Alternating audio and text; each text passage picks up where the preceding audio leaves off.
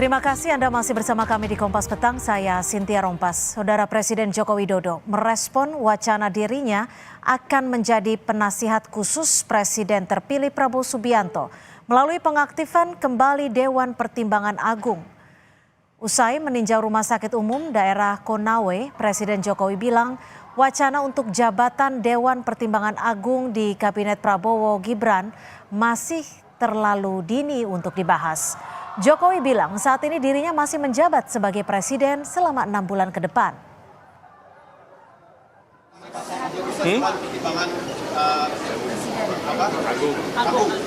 Ini saya itu masih jadi presiden sampai masih 6 bulan lagi loh.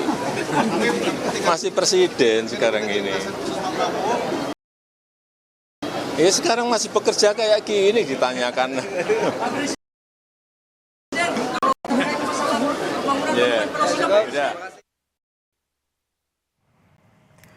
Politisi PKB dan Johan menilai wacana Dewan Pertimbangan Agung yang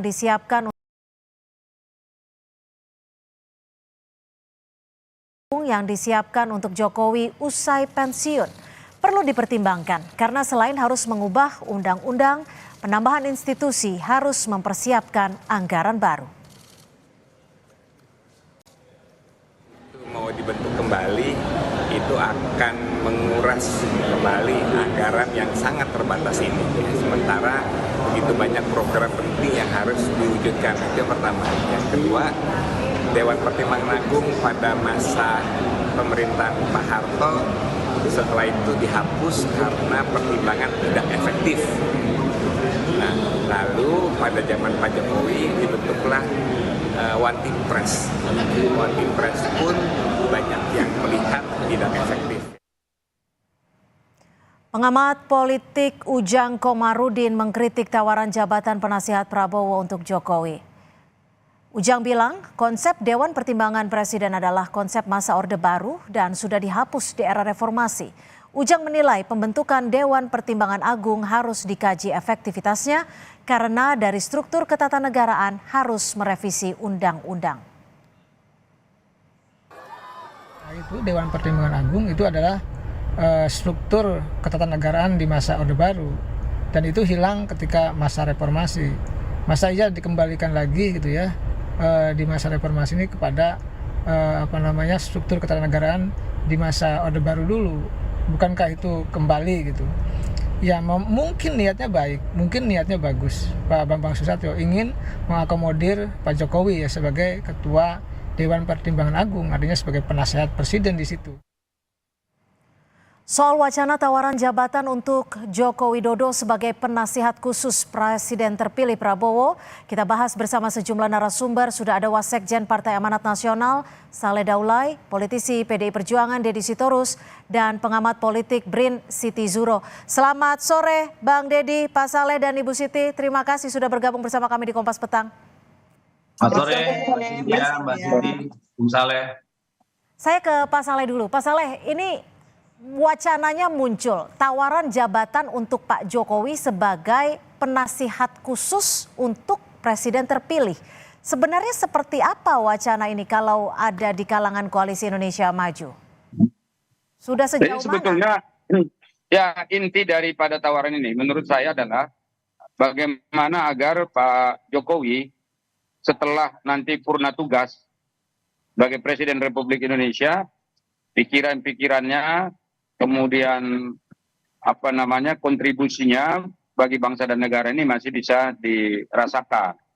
Jadi karena itu harus ada saluran resmi yang mungkin bisa dijadikan sebagai sarana beliau untuk katakanlah mengurai pokok-pokok pikiran tersebut. Nah, salah satu mungkin yang jadi bahan pertimbangan sekarang ini adalah dengan membuka satu pintu yang baru yang namanya DPA atau pintu yang sebetulnya sudah ada zaman dulu ya, itu Dewan Pertimbangan Agung.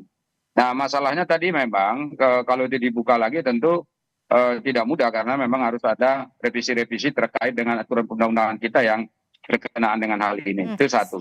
Kemudian yang kedua, bisa jadi memang pikiran-pikiran seperti ini itu dibuat bukan hanya atas dasar pikiran pribadinya Pak Prabowo sendiri, tetapi juga mungkin sudah mendengar ada masukan-masukan dari pihak-pihak lain yang memang melihat bahwa Pak Prabowo ini harus betul-betul didekatkan pokok pikirannya dengan Pak Jokowi dalam rangka melanjutkan estafet pembangunan yang sudah berhasil dan dicapai hari ini. Sebab ide dan gagasan yang ditawarkan oleh Pak Prabowo ketika Pilpres kemarin itu adalah melanjutkan apa yang sudah ada saat ini dan juga melengkapi apa-apa yang perlu dilengkapi sehingga gagasan dan pembangunan yang sudah dirancang oleh Pak Jokowi selama 10 tahun terakhir ini bisa berkelanjutan dan memberikan dampak dan manfaat yang luas bagi kepentingan masyarakat kita. Jadi ini yang saya kira menjadi ide awalnya ya. Titik awal kenapa kami tangkap. Usulan seperti ini. Oke, saya ke Bu Siti. Bu Siti, bagaimana Anda membaca wacana ini? Apakah ini bagian menjadi balas jasa Prabowo atau sekedar ketergantungan dari Prabowo Subianto ke Pak Jokowi? Ya, mungkin pertanyaan mendasarnya adalah apa urgensinya, apa relevansinya, dan apa signifikansinya mengusulkan gitu ya Pak Jokowi untuk duduk di Dewan Pertimbangan Agung. Ini kan institusi negara, jadi kelembagaan baru nanti artinya. Nah, tentu ini harus dikaitkan dengan ketatanegaraan kita. Pak Jokowi ini saat ini sudah duduk di RI 1, top ya, top kekuasaan tertinggi sudah. Masa kita downgrade gitu untuk menjadi apapun gitu Pak Purnabakti nanti. Jadi menurut saya mungkin bukan itu ya, melanjutkan tidak identik atau sama dengan gitu ya, menempatkan tetap Pak Jokowi ada di ketatanegaraan itu dan di posisi tertentu dan memberikan terus-menerus secara formal gitu ya, institusional. Tidak seperti itu juga membacanya kalau menurut saya. Jadi tentu ini akan menjadi satu presiden yang tidak positif karena pemilu nanti lalu juga akan terjadi perubahan-perubahan institusi yang terkait dengan ketatanegaraan kita. Karena apa? Sebetulnya birokrasi kita ini sudah sangat gembung gitu ya, sangat gemuk. Sementara ada obsesi yang luar biasa bahwa negara bangsa ini harus memiliki gitu ya birokrasi yang kelasnya itu dunia gitu kan. Kalau berkelas dunia artinya apa? Kaya fungsi gitu ya, bukan kaya struktur. Jadi miskin struktur tapi kaya fungsi. Ini yang kita harapkan ke depan, tentu dengan posisi Pak Jokowi tadi kan sudah diulang-ulang oleh Pak Jokowi. Ya. Saya ini masih presiden, 6 bulan ke depan masih presiden. Jadi yang gopoh-gopoh ini siapa sebetulnya? Yang sibuk sendiri ini siapa? Sementara Pak Jokowi juga merasa dirinya masih menjalankan tugas yang sangat besar saat ini sebagai RI 1. Gitu. Lalu menurut Anda wacana ini muncul atas dasar apa, Bu Siti? Ya, tentu ya penghargaan kepada Pak Jokowi gitu ya. Jadi orang Indonesia itu punya ewo pekewo, punya tata krama gitu ya, punya keinginan untuk bagaimana orang yang dianggap itu sosok yang dianggap mungkin sudah sangat berjasa dan sebagainya tetap harus ada dan mendampingi, mengawal seperti itu, physically konkret kan gitu. Padahal tidak harus seperti itu. Ini mengelola negara soalnya. Ini mengelola negara, ada ketatanegaraan kita yang tentu harus dipatuhi dan ditaati gitu ya, untuk secara konsisten dilaksanakan. Karena kalau tidak nanti menjadi presiden yang tidak positif ke depan, bahwa setiap pemilu kita akan mengubah-ubah, akan katakan gitu ya, menata kembali apapun. Padahal ini kesinambungan saja sebetulnya. Baik, saya ke Bang Deddy. Bang Deddy, kalau menurut Anda membacanya seperti apa nih? Wacana jabatan khusus sebagai penasihat khusus Presiden terpilih. Ya, saya tadi memang sama ya dengan Bu Zuhro ya, urgensinya apa. Tapi ada dua hal. Kita harus memahami kondisi psikologis Pak Prabowo ini sebagai kondisi orang yang merasa berutang budi. Ya, beliau sedang tersandra.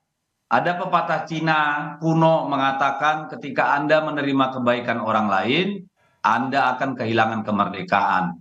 Nah, inilah yang hari-hari ini kita lihat sekarang Pak Prabowo sibuk mikirin, gua balas budinya ke Pak Jokowi gimana ya? Sehingga muncullah ide membuat tempat yang namanya DPA yang sudah kita hapus dari Undang-Undang Dasar melalui perubahan keempat. Ya, jadi ini kan itu tadi psikologi tersandra utang budi sehingga sibuk mikirin itu. Lalu yang kedua, psikologi tersandranya ini utang budi, muncul lagi wacana kabinet sampai 40 kursi. Ini problem ya, masalah orang yang merasa berutang budi sehingga harus mengembalikan kebaikan orang dan pada akhirnya kehilangan kemerdekaan, setback.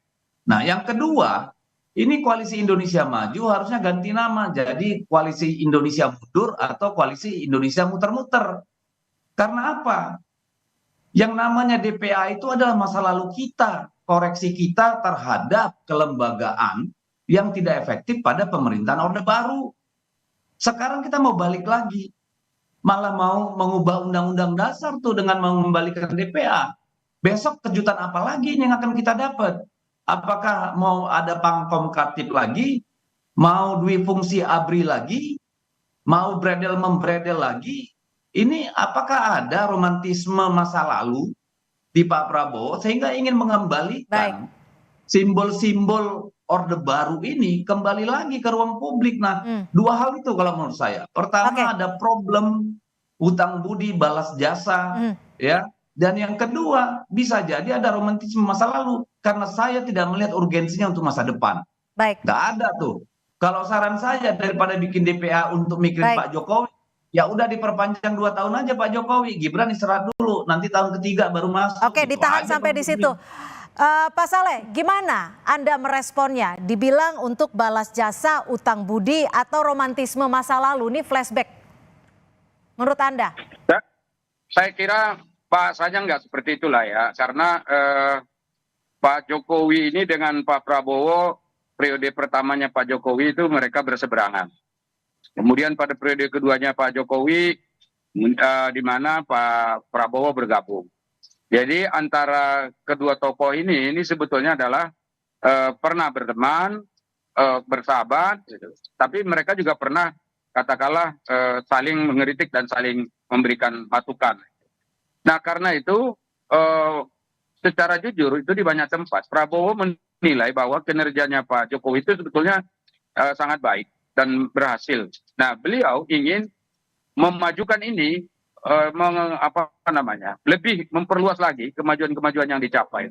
Dan karena itu basis-basis yang sudah diletakkan oleh Pak Jokowi itu tetap harus dilanjutkan. Dalam konteks itulah perlu ada kontinuitas komunikasi antara Pak Prabowo dengan Pak Jokowi itu. Nah sebetulnya formulasi yang ditawarkan itu kan bukan hanya DPA. Jadi kemarin itu ada juga usulan membentuk apa yang disebut dengan Barisan Nasional. Barisan Nasional itu adalah gabungan dari partai-partai koalisi dan juga para pendukung, di mana nanti di sana Pak Jokowi ditempatkan sebagai pemimpinnya gitu. Dengan begitu nanti masukan-masukan dari berbagai pihak yang ada di lingkaran katakanlah pendukung Pak Prabowo itu menjadi sistematis dan sinergis ya dengan apa yang ada di pemerintah. Nah kalau itu dia tidak perlu ada merubah undang-undang karena itu sifatnya memang di luar pemerintahan begitu. Jadi ini juga menjadi salah satu alternatif. Alternatif yang lain kemarin itu kan sempat ada usulan dan sekarang saya kira wacana itu masih ada membentuk Presidential Club misalnya seperti itu. Nah Presidential Club itu juga sebetulnya adalah contoh-contoh tawaran alternatif di mana kita bisa menempatkan Pak Jokowi untuk masuk dalam bagian yang tidak terpisahkan dari agenda-agenda yang akan dilakukan oleh pemerintahan ke depan. Nah termasuk diantaranya yang terakhir itu mungkin yang perlu dipikirkan oleh banyak pihak itu adalah bagaimana Jokowi katakanlah dimasukkan atau diakomodasi dalam salah satu lingkungan partai politik yang sekarang sudah mendukung Pak Prabowo. Jadi semua alternatif-alternatif ini sebetulnya adalah pilihan-pilihan yang belum final. Belum final, ini sifatnya masih usulan tawaran dan menunggu komentar dan pendapat dari pihak-pihak lain yang menunggu respon publik juga mungkin ya. Baik, kita masih akan membahasnya. Lalu seberapa efektifkah wacana jabatan yang akan diberikan kepada Presiden Joko Widodo setelah purna tugas? Kita masih akan kembali usai jeda. Tetap bersama kami di Kompas Petang.